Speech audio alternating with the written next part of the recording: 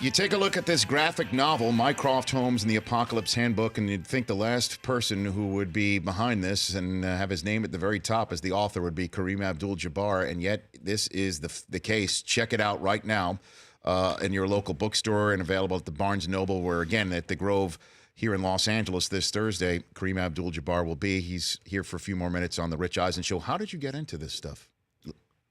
Read a whole lot of comic books when I was a kid. Yeah? Like which ones?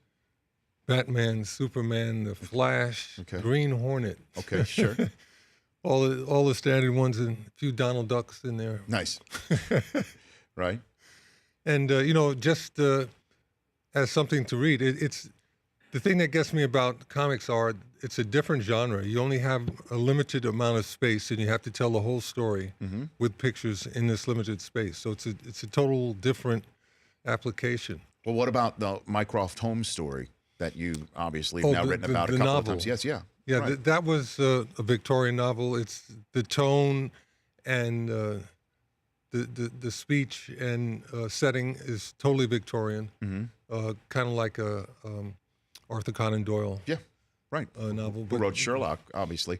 Do you watch the Sherlock series on BBC? Did you check that? Oh yeah, the ones with Jeremy Brett. Yeah, and Benedict Cumberbatch and those guys. Oh, those, yeah, yeah. absolutely. You like those? I've watched all of them. Do you like that? Yeah. Starting with the one with Basil Rathbone. Okay.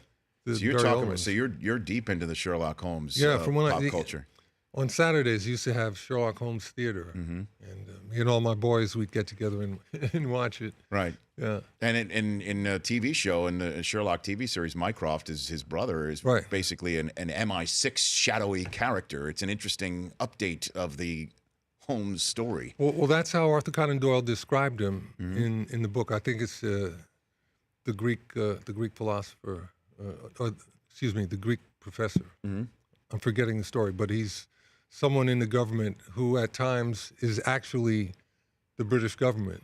So that makes you wonder exactly what that's about, but it's not really clearly defined. So it was something I could use, and just let my imagination go. The Rich Eisen Show, weekdays at noon Eastern on radio stations across the country and audience. If you liked some of that, get some more of that on the Rich Eisen Show app. Follow all the information you see right here on the Rich Eisen Show.